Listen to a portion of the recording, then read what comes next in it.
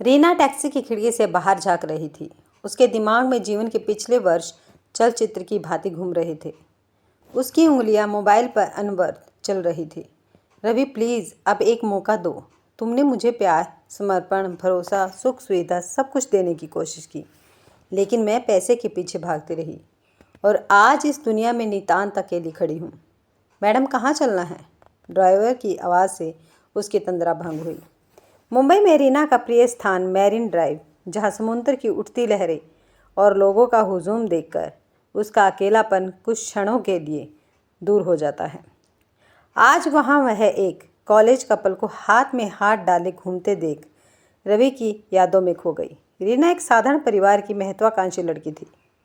उसने अपने मन में सपना पाल रखा था कि वह किसी रईस लड़के से शादी करेगी। दूध सा गोरा रंग, गोल चेहरा, बड़ी बड़ी कजरारी आंखें, अनछुई सी चितवन, मीठी सी मुस्कान के चलते वह किसी को भी अपनी ओर लुभा लेती थी। रवि उससे सीनियर था, लेकिन पहली झलक में ही वह उसे देखकर मुस्करा पड़ी थी। उसका कारण उसका बड़ी सी गाड़ी में कॉलेज आना था। 6 फुट लंबा, गोरा, आकर्षक लड़का, हाथ में आईफोन देख रीना उस पर आकर्षित हो गई थी। सोशल साइट और व्हाट्सएप पर चैटिंग शुरू होते ही बात कॉफ़ी तक पहुंची और जल्द ही दोनों ने एक दूसरे के हाथों को पकड़ प्यार का भी इजहार कर दिया था। रवि ने एक दिन रीना को अपने मम्मी पापा से मिलवा दिया था। उन लोगों ने मन ही मन दोनों के रिश्ते के लिए हामी भर दी थी। रीना कभी अपनी माँ की तो सुनती ही नहीं थी, इसलिए उनकी परमिशन वगैरह की उसे कोई फिक्र ही नहीं थी। अब प्यार के दोनों पंछी आज़ाद थे। College, tour, picnic, denting, picture, weekend में आउटिंग, वैलेंटाइन डे आदि पर बढ़ती मुलाकातों से दोनों के बीच की दूरियां कम होती गई। दोनों के बीच प्यार, मोहब्बत, कस्में, वादे, शादी की प्लानिंग, शादी के बाद हनीमून कहाँ जाएंगे, किस 5 स्टार होटल में बुकिंग करेंगे आदि बातें होती थी। रीना कुछ ज़्यादा ही मॉडर्न टाइप थी। नए फैशन के कपड़े, पार्टियों में जाना उसे पसंद था। रवि उसके प्यार में डूबा हुआ। एक दिन दोनों ने प्यार की सारी हदें पार कर दी थी। वैसे भी दोनों शीघ्र ही एक दूसरे के होने वाले थे। रवि का प्लेसमेंट नहीं हुआ था, इसलिए वह परेशान रहता था। रीना उससे गोवा चलने की जिद कर रही थी। रवि ने जोर से डांट कर कह दिया कि गोवा कहीं भागा जाएगा क्या। रीना नाराज़ होकर वहाँ से चली गई और बातचीत बंद कर दी। रवि अपनी चिंताओं में खोया हुआ था। दोनों ने छोटी सी बात को अपना अहम का प्रश्न बना लिया। उसने तो मोबाइल से उसका नंबर भी डिलीट कर दिया था। कुछ ही दिन बीते थे, उसके जीवन में पूरू आ गया। वह रवि से ज़्यादा पैसे वाला था और रीना बचपन से ही बड़े सपने देखने वाली लड़की थी। अपने ख्वाबों को पूरा करने के लिए, मार्ग में आए अवरोधों को दूर करने के लिए साम, दाम, दंड और भेद सब कुछ आजमा लेती थी।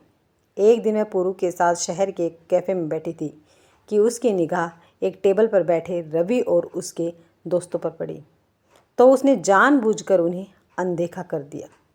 पुरू उसका बॉस था। वह कंपनी में सीनियर मैनेजर की पोस्ट पर था। आकर्षक, सजीला, सावला सलोना पुरू की सीनियर मैनेजर की पोस्ट और उसका बड़ा पैकेज देखकर उसने उसके साथ चटमंगनी पट ब्याह रचा लिया। उसने अपनी सगाई की फ़ोटो फेसबुक और दूसरी सोशल साइट पर भी शेयर की थी। वह हीरे की अंगूठी पाकर बहुत खुश थी। रवि को उसकी फ़ोटोज़ देखकर सदमा सा लगा था। उसने कमेंट बॉक्स में लिखा भी था, वे प्यार मोहब्बत की बातें, कस्में, वादे, जो सपने हम दोनों के साथ बैठकर देखे थे, सब झूठे हो चुके। शौकीन पुरू की जीवन शैली दिखावे वाली थी। उसका बड़ा फ्लैट, बड़ी गाड़ी और ऐशो आराम का सारा सामान देख रीना अपने चैन पर खिलखिला उठी। पार्टी में जाना, घूमना फिरना रोज़ का शगल था। रीना के लिए तो सोने के दिन और चांदी की रातें थी। उसने यही सब तो चाहा था। कुछ दिन खूब मस्ती में कटे। सिंगापुर, मॉरिशस, हांगकांग, कभी गोवा के बीच पर तो कभी रोमांटिक खजुराहो, तो कभी ऊटी की ठंडी वादियाँ, तो कभी कोमलम का बीच। रीना बहुत खुश थी। बस एक बात उसकी समझ में नहीं आती थी कि पुरू अपने फ़ोन पर लंबी बातें करता और हमेशा उससे हटकर अपना लैपटॉप भी लॉक कर रखता। रीना को यह महसूस हुआ कि पुरू ने उसके साथ शादी किसी खास मकसद से की है। वह दरअसल टाइम पास के लिए उसका इस्तेमाल करता था। लेकिन वह तो इंद्रधनुषी सपनों में डूबी हुई थी।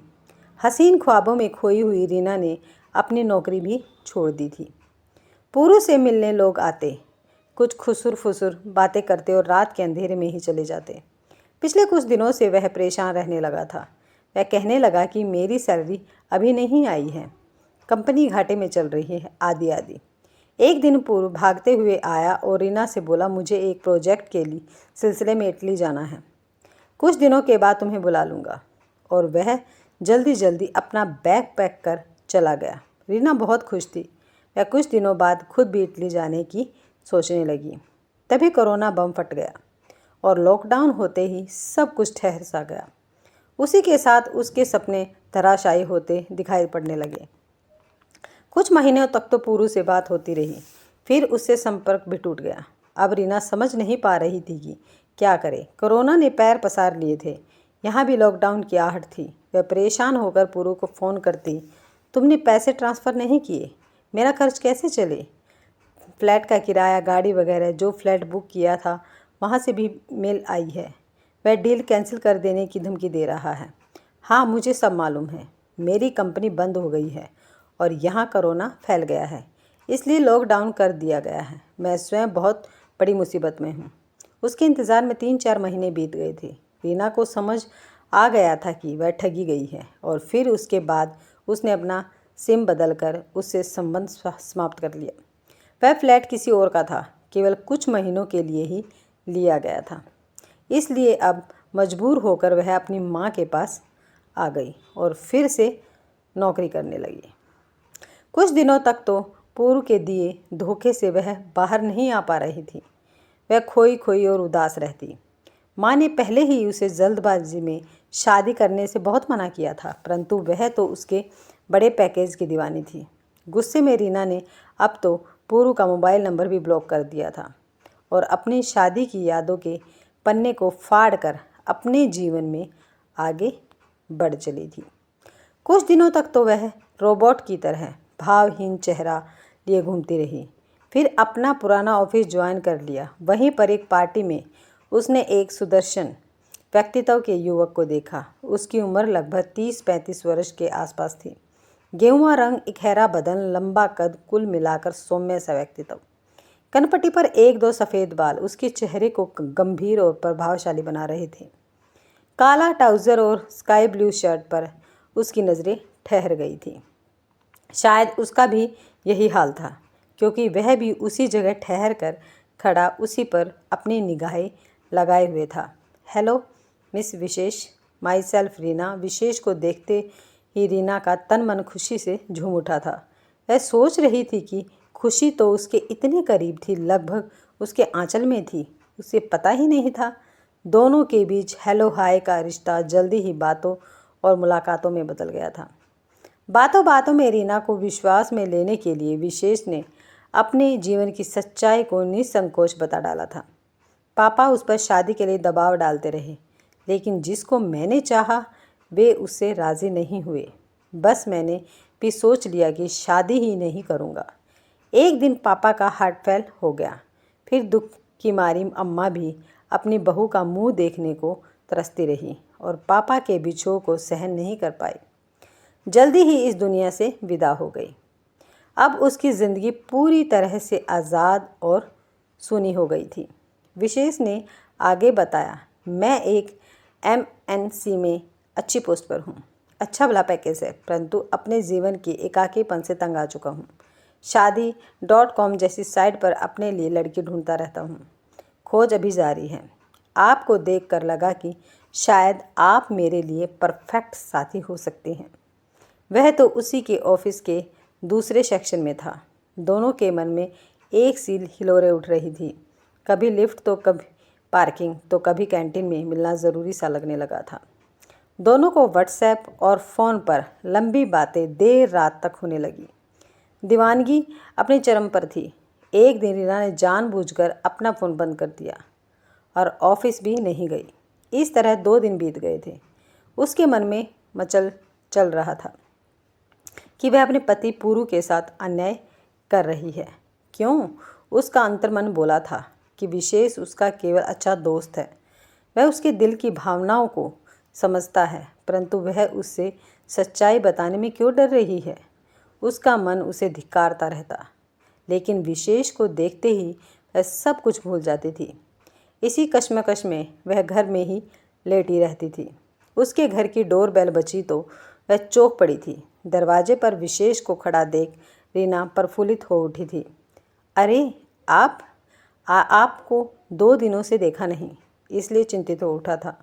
आखिर आपका दोस्त जो ठहरा। बस यूं ही सिर में दर्द था और सच कहूँ तो मूड ठीक नहीं था। मेरे होते हुए मूड क्यों ख़राब है? आज मेरा ऑफिस नहीं है, वर्क फ्रॉम होम ले रखा है। आज की मीटिंग पोस्टपोन कर देता हूँ। चलिए कहीं बाहर चलते हैं, वहीं कहीं लंच कर लेंगे। उसके मन में लड्डू फूट रहे थे। वह तो कब से चाह रही थी कि वह उसकी बाहों में बाँह डालकर कहीं बाहर घूमने जाए, किसी 5 स्टार होटल में लंच और फिर शॉपिंग करवाए। उसके मन में पुलक भरी थी। दिसंबर का महीना था, बादल छाए हुए थे, हवा में ठंडापन होने से मौसम खुशनुमा था। वह मन में तैयार हुई थी। उसने स्कर्ट और टॉप पहना था। जब वह तैयार होकर बाहर आई तो विशेष की निगाहें उस पर ठहर कर ही रह गई। वह उसे अपलक निहारता रह गया। माँ ने उस दिन रीना को टोका भी था। अब यह नया कौन आ गया है तेरे जीवन में? यह विशेष है, मेरा अच्छा दोस्त, इससे ज़्यादा कुछ नहीं। मेरे ही ऑफिस में काम करता है। जब विशेष ने शिष्टा के साथ उसके लिए कार का दरवाज़ा खोला तो उसके मन में पूरू की यादें ताज़ा हो उठी। उसने तो इस तरह से उसके लिए कभी भी गाड़ी का गेट नहीं खोला, लेकिन उन यादों को चटकते हुए वह फौरन वर्तमान में लौट आई थी। पहले कहाँ चलोगी? आपने लंच कर लिया? नहीं, वह सकुचा उठी। फिर तो चलिए पहले लंच करते हैं। मेरे पेट में भी चूहे बहुत ज़ोर ज़ोर से कूद रहे हैं। विशेष यह कहकर अपनी बात पर ही ज़ोर से हंस पड़ता है। उसने एक बड़े होटल के सामने गाड़ी रोक दी थी। वहाँ एक वॉचमैन ने तुरंत आकर उसके हाथ से गाड़ी की चाबी ली और गाड़ी पार्क करने के लिए ले गया। वहाँ पर विशेष एक कोने की टेबल पर सीधे पहुँच गया, शायद पहले से बुक कर रखा था। एक बार फिर रीना का दिल धड़क उठा था। विशेष की आंखों में अपने प्रति प्यार वह स्पष्ट रूप से देख रही थी। उसका प्यार भरा आमंत्रण उसके मन में प्यार की कोपले खिला रहा था, परंतु मन ही मन अपने कड़वे अतीत को लेकर डरी हुई थी। जब उसे उसके बारे में सब कुछ मालूम होगा तब भी क्या वह इसी तरह से उसके प्रति समर्पण भाव रखेगा? विशेष से अब तक रीना को प्यार हो गया था। उसके प्रति उसकी दीवानगी बढ़ती जा रही थी। उस दिन उसने मॉल से उसकी को शॉपिंग भी कराई थी, लेकिन बार बार पूरू उसकी स्मृतियों के द्वार पर आकर खड़ा हो जाता था। सिलसिला चल निकला था। दोनों ही मिलने का बहाना ढूंढते थे। मैरिन ड्राइव, कभी जुहू बीच के किनारे बैठकर समुंदर की आती जाती लहरों को निहारते हुए प्यार की बातें करना बहुत पसंद था। उन्हें शाम हो गई थी। समुंदर तट पर दोनों देर तक टहलते रहे। आज उसने रेड कलर का स्लीवलेस टॉप और जींस पहनी हुई थी। वह जानती थी कि यह ड्रेस उसके ऊपर बहुत फबती है और वह पहले ही वॉशरूम में अपने मेकअप को टचअप करके आई थी। अचानक ही विशेष ने उसकी हथेलियों को थाम कर लिया। इतने दिनों बाद किसी पुरुष के स्पर्श को पाकर वह रोमांचित हो उठी थी। वह काँप उठी थी। उसे फिर से पूर्व याद आ गया था। वह भी तो ऐसे ही मजबूती से उसकी हथेलियों को पकड़ लेता था। क्षण भर को वह भावुक हो उठी थी और उसने एक हल्के झटके से उसकी हथेलियों को परे झटक दिया था। सॉरी कहकर विशेष उससे थोड़ा दूर होकर चलने लगा था।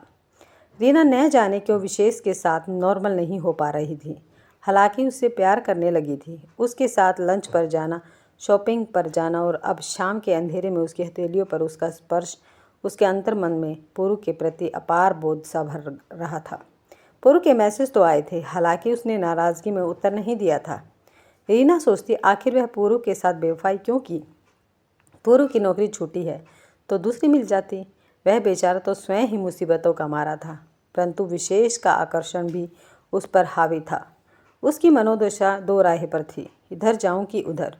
उसका लालची मन निर्णय नहीं ले पा रहा था। एक शाम वे किसी गार्डन की झाड़ी में छिपकर बैठे थे। विशेष बिल्कुल उसके करीब था, यहाँ तक कि उसकी धोकनी सी तेज सांसों को भी महसूस कर रही थी। वह स्वयं भी तो कब से उसकी बाहों में खो जाने का इंतज़ार कर रही थी। विशेष ने भी उसके मन की भावनाओं को समझ लिया था और फिर जाने कब वह उसकी बाहों में सिमटती चली गई थी। कुछ देर तक दोनों ही निःशब्द एक दूसरे के करीब थे। फिर धीरे से वह उससे अलग हो गई। विशेष के चेहरे पर उदासी की छाया मूर्त हो उठी थी। अब विशेष का रीना के घर आना जाना बढ़ गया था। कभी घर के खाने के स्वाद के लिए, तो कभी घर का कोई सामान लेकर आ जाता, तो कभी मम्मी से मिलने के बहाने आ जाता। परंतु रीना की तेज़ निगाहों से छिपा नहीं था कि विशेष मात्र उससे ही मिलने के लिए नहीं बहाना खोजता रहता है। मम्मी ने बेटी रीना को कई बार समझाने की कोशिश की थी, तो गलत रास्ते पर चल रही है, यह पूरू के साथ अन्याय होगा। परंतु वह तो विशेष के प्यार में डूबी हुई थी। वह तो हर पल उसके ख्वाबों में खोई रहती। पुरुष की तीव्र नज़रें स्त्री की भावना को अति शीघ्र पहचान लेती हैं, और फिर उसके समर्पण की कमजोरी समझ पुरुष उसका मनचाहा दोहन करता है। एक शाम वह रीना को अपने फ्लैट में लेकर गया था। विशेष का फ्लैट देख उसकी आंखें चौंधिया उठी थी। पहले तो वह हिचकिचा रही थी, मन ही मन कसमकश रही थी, परंतु उसका प्यासा तन किसी मजबूत बाहों में खोने को बेचैन हो रहा था। जब उसने प्यार से उसकी दोनों कलाइयों को पकड़ा, तो फिर से रीना को पुर की कठोर पकड़ याद आ गई। रीना यह सोचने को मजबूर हो उठी थी कि विशेष कितना सभ्य और शालीन है, कि उसे ऐसे पकड़ता है कि मानो वह कोई कांच की गुड़िया हो। परंतु पुरु की अदृश्य परछाई उस दोनों के बीच आकर खड़ी हो गई, और रीना ने आहिस्ता से पीछे हटकर उसकी मजबूत कलाइयों को अपने से दूर कर दिया था। वह स्वयं भी नहीं समझ पा रही थी कि वह चाहती क्या है। एक और तो वह विशेष के सपनों में खोई रहती है, और जब वह मिलता है तो वह उसे अपने से दूर कर देती है, जबकि वह उसकी बाहों में पूरी तरह से डूब जाना चाहती थी। रीना सोचती, क्यों विशेष के स्पर्श से पुरु के साथ बिताए मधुर पल उसे याद आने लगते हैं। उसकी स्मृतियों में तो रवि भी बार बार अपने दस्तक देने से बाज नहीं आता। क्या ऐसा है कि औरत अपना पहला प्यार कभी नहीं भुला पाती?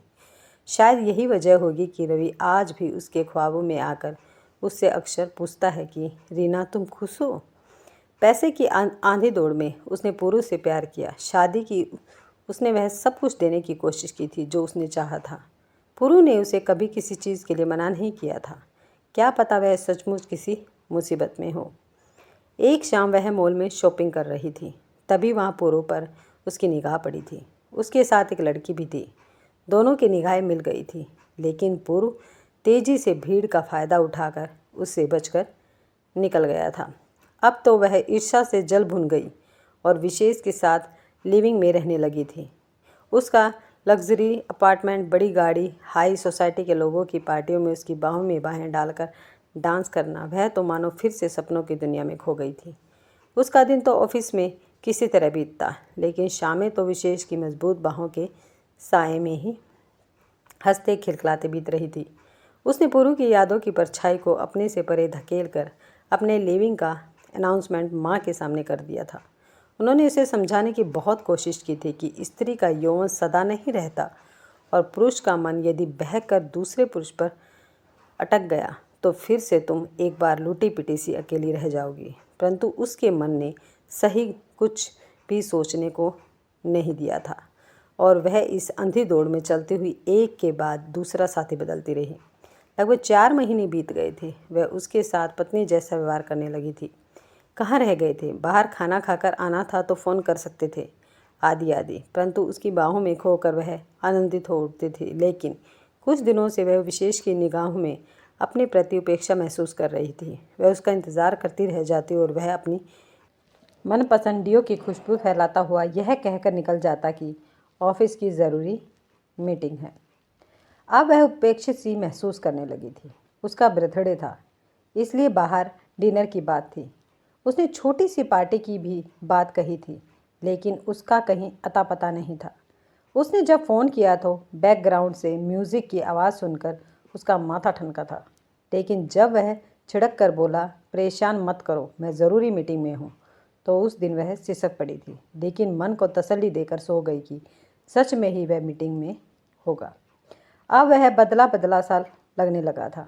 अक्सर खाना बाहर खाकर आता, कुछ कहने पर अपने नए प्रोजेक्ट में बिजी होने की बात कहकर घर से निकल जाता। वह अकेली रहती तो अपने लैपटॉप से सिर मारती रहती। तभी उसकी निगाह एक मेल पर पड़ी थी। आज विशेष की बर्थडे पार्टी थी, उसमें वह उसे क्यों नहीं लेकर गया? वह उसे सरप्राइज़ देने के लिए तैयार होकर वहां पहुंच गई थी। उसने कांच के दरवाजे से देखा कि विशेष किसी लड़की की बाहों को पकड़कर डांस कर रहा था। वह क्रोधित हो उठी। वह तेजी से अंदर पहुंच गई थी। अपने को संयत करते हुए बोली, हैप्पी बर्थडे विशेष। वह जानबूझकर उसके गले लग रही थी। विशेष चौंक उठा था, जैसे उसकी चोरी पकड़ी गई हो। उसको अपने से परे करते हुए बोला, तुम यहाँ कैसे? उन दोनों की डांस की मदहोशी में खलल पड़ गया था। विशेष की डांस पार्टनर निया ने उसे घूर कर देखा और बोली, who are you? I am Reena, Vishesh की लिविंग पार्टनर। निया नाराज होकर चीख पड़ी, you rascal, you cheated me, you told me that you are single. Yes dear, I am single, she is my living partner only. उसके कानों में मानो किसी ने गर्म पिघला शीशा उड़ेल दिया हो। भरी महफिल में वह बुरी तरह अपमानित हो गई थी। विशेष उसे अपरिचित और खा जाने वाली निगाहों से देख रहा था, मानो वह उसे पहचानता भी ना हो। उसके कानों में बार बार गूंज रहा था, yes I am single, she is my living partner only. उसने समझ लिया था कि अब विशेष से कुछ भी कहना सुनना व्यर्थ है। वह एक बार फिर अपनी अंधी दौड़ के कारण ठगी गई। यह एहसास उसके दिल को घायल कर रहा था। उसकी सारी खुशियाँ, जीवन का उल्लास, पल पल संजोए हुए सारे सपने, सब कुछ खोखले और झूठे दिखाई पड़ रहे थे। मानो सारी दुनिया उसे चिढ़ा रही थी। वह मन ही मन पछता रही थी कि काश वह रवि के प्यार को न ठुकराती। अब उसकी आंखों से पश्चाताप की अश्रुधारा निर्झर रूप से प्रभावित हो उठी थी। अगर आपको ये वीडियो पसंद आई है तो वीडियो को लाइक, शेयर और सब्सक्राइब करना ना भूलें।